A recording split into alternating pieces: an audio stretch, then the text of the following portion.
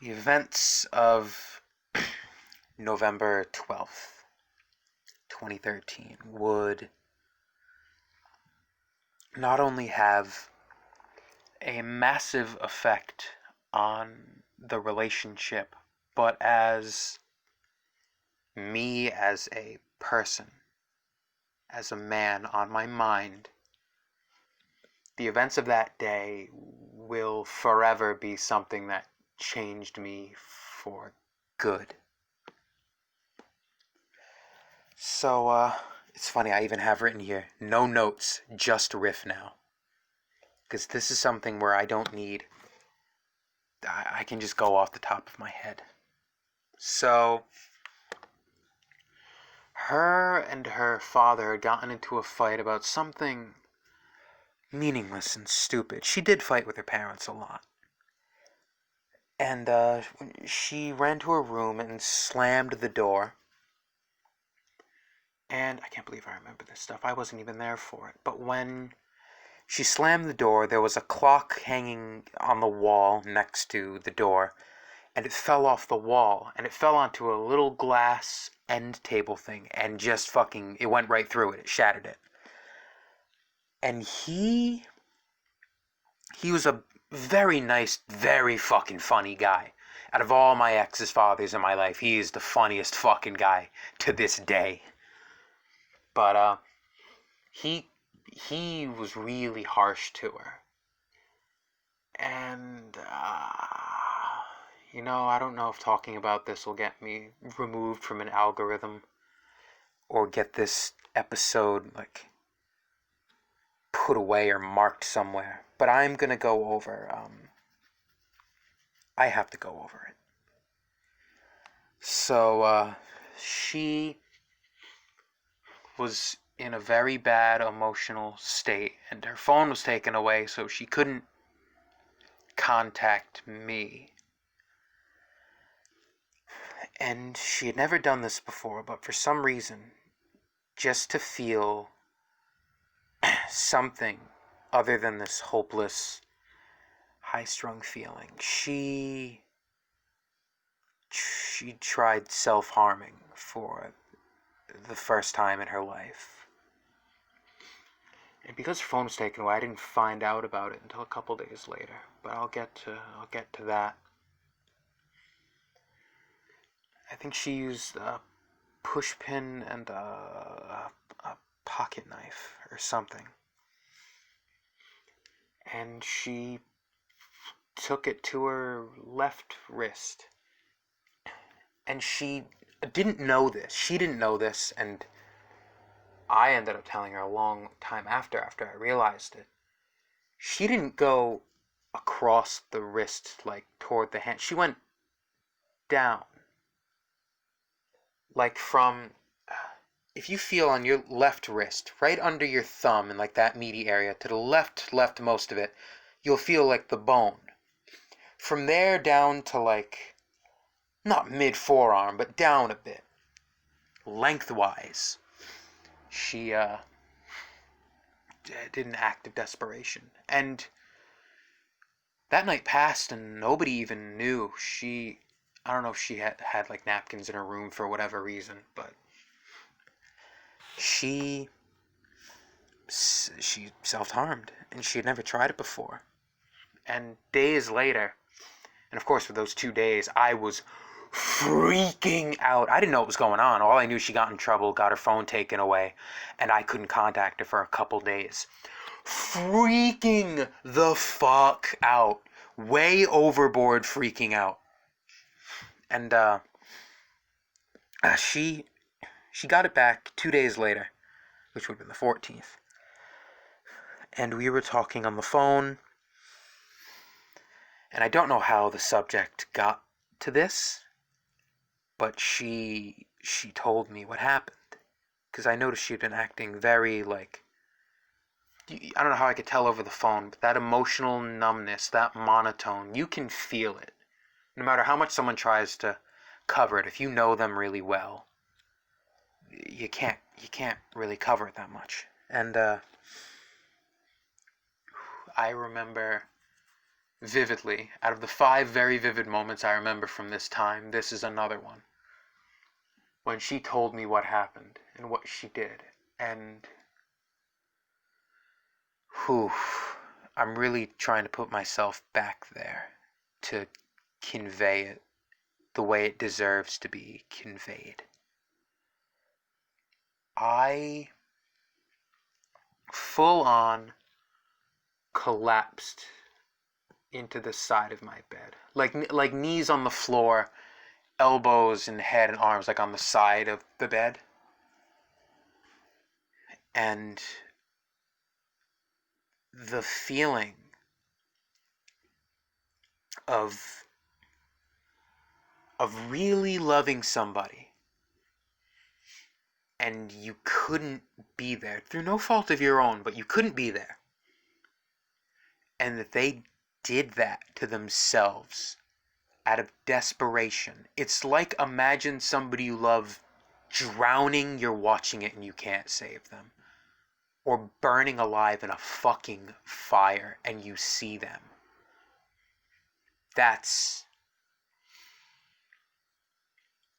I became a mess after that. Overprotective, constantly concerned, constantly watching out, constantly being afraid that anything would set her to do that again. And in that moment, whether this is good or bad, I don't know, but because we really did love each other at that point, or we thought we did. Again, we were teenagers. We probably didn't know what love really was. But in the context of love as we knew it, we really loved each other. And I made her promise me, if anything happens like that makes you feel like doing that again, just, I will drop anything. If you say it's serious through text, I'll walk out of my fucking class. Don't. Promise me you'll never, ever do that again. Just tell me, and I'll help you fix it. I was always that kind of guy with her and with friends and even with strangers from that old school and that old town that I didn't know. I was always back then very good at fixing people's problems and just talking people off a ledge. And I was like, I need to do this for her. It led me down a very dark road. And it led her down a very dark road as well.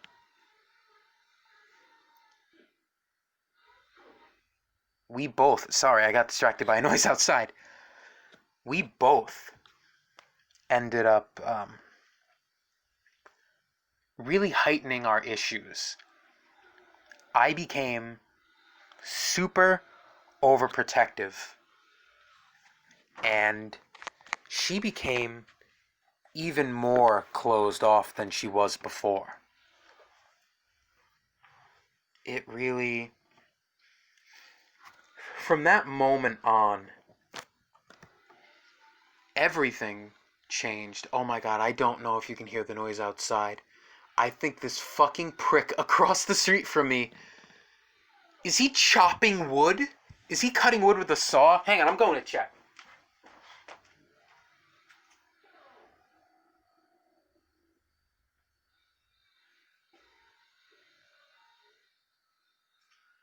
I don't know what that is, but I hear somebody with a buzzsaw cutting wood, and it's really fucking throwing me off my game. That is annoying as... Wow. Anyways, I'm gonna keep going with the story. I hope you can't hear that, and if you can, try to tune it out. I can't re-record this. I can't edit it out and start from where I left off. Wow. Anyway, that really took me off guard. I tried a lot to try and keep her in a good mood all the time. I tried, but I really wasn't always succeeding because people feel emotions. I didn't get that through my head. So I I couldn't deal with distance. I couldn't deal with anything bothering her. If there was any issue that popped up, I had to help. I had to get involved. I had to sort it out for her. I never even, it's so cringy to think about now, but I never even let her into like her own problems.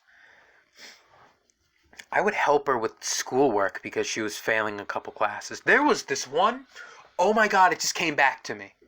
This isn't even written down. I just remembered this. She had, I think it was a French class, and there was this classmate of hers, a guy who sat behind her, who would just bother the shit out of her. And he was actually the little brother of a friend I had when I lived in that town. I was friends with a girl named Grace, and her little brother, whose name I can't remember, was that kid. At one point during class, he stole her fucking phone and sent her mom like a fake text about it was like a pregnancy scare. And oh boy, you can imagine. By the way, we were kids. We actually never did anything. But that's besides the point. Imagine my fury when I heard about that. I got so mad, I contacted the sister about it on Facebook. And I laid out the whole thing, and she was like, oh, good to hear from you and all, but oh my fucking god. Like, that is how overboard I went with this stuff. And, well, let's just say the kid never tried fucking with her again, because he discovered, somehow, that her boyfriend could get to him in his fucking house. To this day, fuck you, little 13-year-old, well, I guess he would be the same age. Little fucking piece of shit dickhead. Yeah, he must have been my age then, because we were both in the same grade. Oh, no. No, I think they were mixed grade. He might have been, I think he was a year younger. Maybe 2. Doesn't matter. Little fucking piece of shit douchebag knew that I could get to him in his house. He wasn't safe. And he never tried to fuck with her again. And, that's one issue. That's one point where it turned out good. But there was also, in my overprotectiveness, that I'm going to go more in depth later. I literally, because she didn't trust her parents with all the fighting, she didn't trust her parents to get involved with their school stuff. When somebody had to be there to email her teacher about her grades and shit, guess what? About getting tutored and getting extra help? Her fucking boyfriend, me, did it. I was literally in contact with her fucking teachers. How? Imagine being the teacher. It makes me cringe. I know my heart was in the right place. I often say about this relationship, this is the line that describes it all. I did all the wrong things for all the right reasons. I don't know if I heard that somewhere or if I came up with it, but that is the most accurate phrase to describe that entire relationship. But we both had our issues. Really bad issues. And we never addressed them. After everything that happened, and also being inexperienced in dating, I'll admit it, I became an obsessive control freak boyfriend. I thought I was doing it all for the right reasons, but that doesn't excuse my actions. I will never excuse what I did. I will always defend my reasons for doing them because they were honest and my heart was in the right place. But it drove me to do some shitty things that I didn't know at the time, and I will never say they weren't shitty. When she absolutely had to respond to me all the time, and I'd give her shit if she texted me, if she didn't text me back in like 10 minutes. I think literally I'd look at a clock, and when it ticked 10 minutes, I'd text her again. Like, this is some psycho shit, but I don't know how we both dealt with it. I don't know how we dealt with each other's issues when it comes to that. Because she was very closed off, and she would become mean when she wanted to be left alone. But she knew she couldn't handle certain things on her own, but she swore by I think she even told me she was so used to dealing with shit on her own, even though she couldn't deal with it, that it was still her default, and it was like it bothered her to bring people in. But she recognized that she needed to bring people in.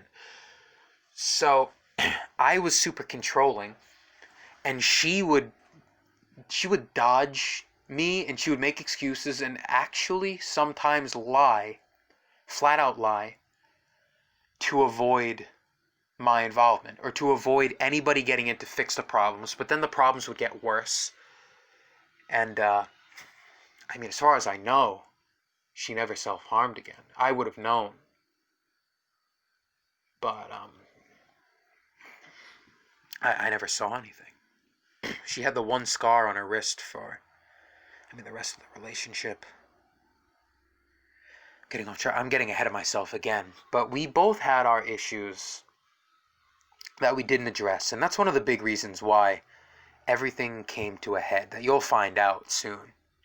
Really came to a head. it was not good. But later in the relationship, like the last story I'm going to tell you, and then after that, it really starts to fall apart because we didn't address our issues.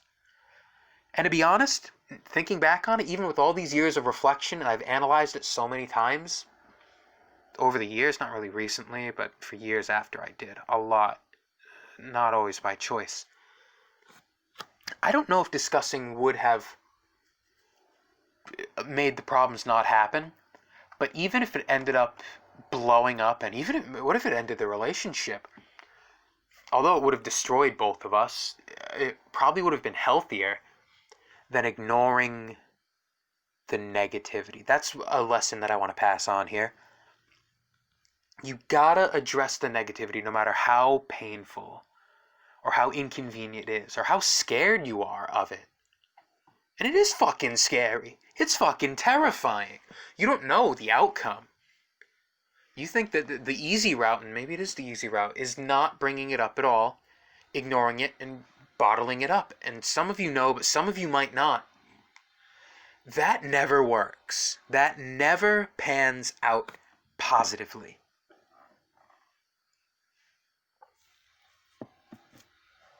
So, I'm gonna move on to the next bit. Probably the last really positive memory was that Thanksgiving. It might have been the first time I saw her after the how many Saturdays were there in between the 12th and Thanksgiving? I don't know.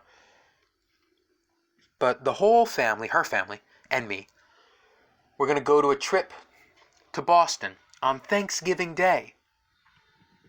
Some of you might not know, but Boston is a massive city. I do have a lot of listeners. Actually, a majority of my listeners are outside of the United States. So Boston is one of the biggest, definitely top 5 biggest cities in the country. Thanksgiving Day, empty. Zombie movie, empty. No one going to work. No one really, I guess, lived in the areas we went to. We drove up to this park area called the Boston Commons, and we walked around. The historical parts. I got to see like Ben Franklin and Paul Revere's grave, like that whole trail. Of course, the trail wasn't on. It was empty except for us. We had ownership of the fucking city. We walked around and walked through Chinatown. You want to talk about an actual society within a society. Chinatown really was separate from the rest of Boston. But we, driving up there, sitting in the back of that Suburban again, she showed me that she found a note from the days that she used to have a crush on me, back in middle school. It's a note that she wrote me that she never gave me. Now, at this point, we were accustomed to writing each other notes like during school, like when you're in the middle of class, we'd write long love notes in notebook paper, and we would fold them up and keep them. Next time we saw each other, I'd sneak it into her purse, or she would sneak it into my jacket pocket when I wasn't wearing it, and we'd find them later, and it was like leaving messages for each other. Another very cute, wholesome moment. But she found an old note from when she had a crush on me. And, oh my God. You know what? This is going to be, I'm sitting in front of my computer. I copied it to Google Docs. This is going to extend the podcast by a little bit, but I'm going to find it. Oh, I hope I didn't delete it after the breakup. I'm going to read to you the note. Oh, if I knew ahead of time, I would have pulled this up and had it ready. Come on, Google Drive. So I'm talking about it. I have to read it. Come on now. I'm sorry for the silence that you're going to hear for a couple seconds, but there is no way I'm going to pass this up. Come on, let's go to...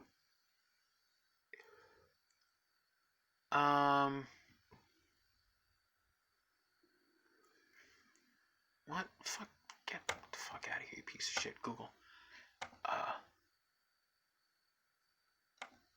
That's modified. Do. Tell you what, while I scroll, I'm gonna say we had really cringy, lovey nicknames for each other. Super uncomfortable to think about now. But it's... Ugh. Oh God, you ever get a wave? It's another cringe wave. I've been overcome with another cringe wave.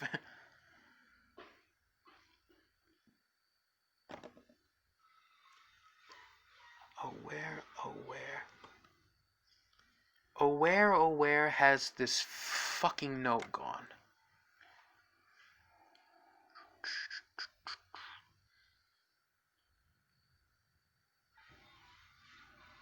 Come on.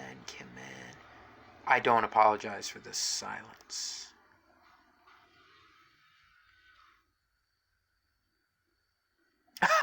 Here it is! I have it!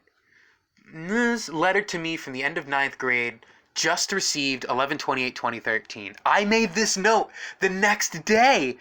Oh, have I not opened it since then? Come on, let's look at it. Oh boy. I do remember there's some language here that...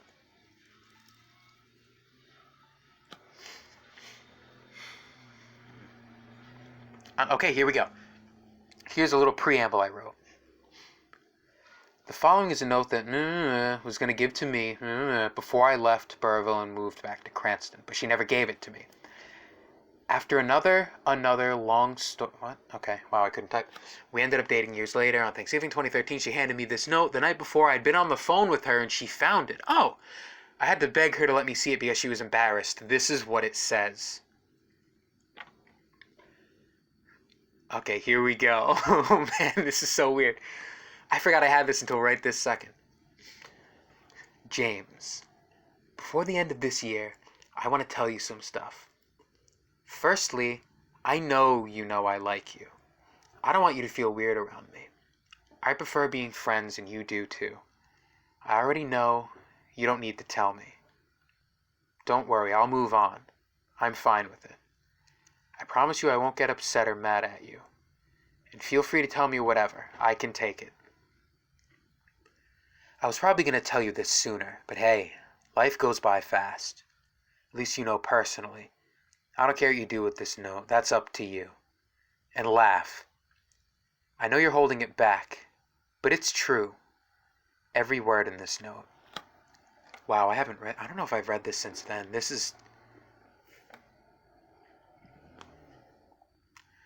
Here's a list of things. She goes, James, I'm different. You know that. I think, and here's a list of quality. I hate people and their ignorance. I don't change for people. I'm not perfect. I don't impress people. I'm brutally honest. I I hate life. Same. Wow. Same. Some things never change. I can be a jerk sometimes. I wait for people. I'm blonde, smiley face. She wasn't literally blonde. She meant like dumb. I'm a loner, and I prefer it. This is who I am. Ask me some questions if you're curious. I will honestly answer them. I'm not going to high school, this high school next year. She did, by the way. Something we have in common.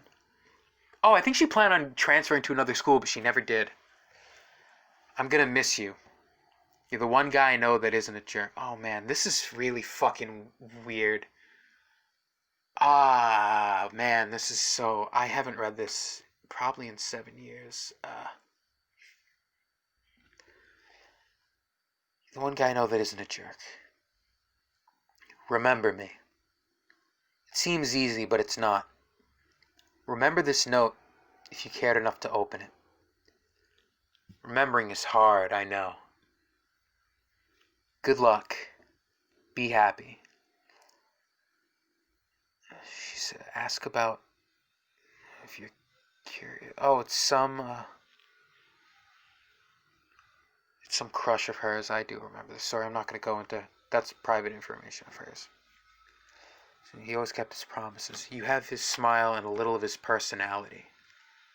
I can't remember his last name, but I remember how he looked. Brown hair, brown eyes, perfect soothing voice. You two are the only things I remember happiness from. I hate myself for not remembering him. And she signed her name and wrote, remember my name, my personality, my face. It's all I ask. It's all I ask of you. I probably won't ever see you again. Oh, jeez. I'm going to for high school next year, if she didn't. And from there on, so even if you come back to Burrville, I'll be gone. I know, I'm stupid and I'm lame, and so is this note. You're just gonna throw it away. That's fine. You haven't promised me anything, so you're free to do whatever. Oh, man. So you're free to do whatever. This dumb note reminds me of a song. It's really... I can't use that word, and I don't want cancel culture coming after me. It's called Funny Little World by Alexander Rybak. Don't bother listening to it. It's pretty bad. I hate it, but it relates. And she signs it again. My final goodbye. I'm staying strong for you. I hope to see you in some point in life. Call me if you're bored, and she leaves her house phone number. Then her cell number, and then I wrote in notes. The rest of that page features drawings of us, our friends, and our memories up to that point. Oh, I wrote this tonight. Oh, fuck. I even wrote this in the sidebar. Our friends and our memories up to that point. Memories I plan to make much more of. What the fuck? Jesus Christ, man. Well, that was part of my notes. I was gonna bring... That was our second song. Was that song, Funny Little World. And it is a pretty shitty song. But it's, those were our two songs. Fuck, man. Jesus Christ. I had no plans on... Oh, I had no plans on seeing that. I didn't even fucking remember. Okay, I'm gonna have to get back on track here. I'm gonna close out of my Google Drive. Fucking Christ. I am so happy that I found that and that I did that. I blew a lot of the time that I had for this podcast, but I'm gonna try to wrap it up. So the trip was good. The trip was fun. Fast forwarding to there was a party for Christmas and New Year's.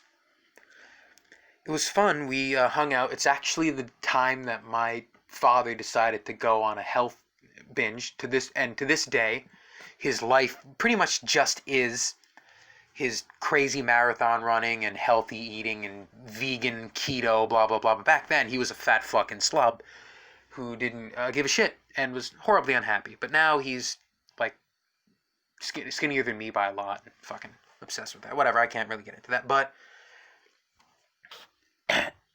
I was actually able to spend the night. Not in a room, obviously, but they let me spend the night on the pull-out couch. And it was cool. That was another moment where I decided, wow, I want to, like, forever be with this girl. We had already talked about, like, fleeing, running away from our lives and moving to New Hampshire together and just starting new and fresh, and I could remove her from her awful life and blah, blah, blah. It never did pan out. We never did address all of our issues. But I'm going to skip really quickly ahead to February 27th, 2014, where we've been fighting for a day or two, and all of our shittiness came to a head. And what I didn't know was today, that day, would be the end. Breakup day. A day that would change my life forever in ways I never, ever could have imagined. But that is going to be continued in the next episode, where I talk about the aftermath and horrible, horrible fallout from my first relationship. I hope you guys stuck around for it. I know this is a longer one. I'm not sure if I'll split this into two or upload it as one big video. I'm leaning toward the former. If you liked any of it, remember, you can follow me on Twitter for any updates on any sort of stuff like this. It's at DIDDLOTIC, all caps, spelled just like the channel. And I see you looking down at that channel name. There's the subscribe button right next to it. You can click on that, click on the bell. I'm trying desperately to get this channel off the ground, and it's not moving as quickly as I'd like it to, let's say. So you can do that. You could follow me on Twitch TV when I rarely stream, but I will again under the same name, and you can follow the Instagram I'm going to start using for this account at @TheRealDiddLotic, all one word, all lowercase. I am excited to prepare the next episode where I'm going to lay out a lot of the lessons that I learned from this time in my life and everything that I want to teach you guys. But this is just the preliminary background stuff. It has been a lovely night for it. I don't know if I'm ever going to say that again as an outro. That was really cringy and uncomfortable. But I hope you enjoyed, and I will see you next time. Bye-bye.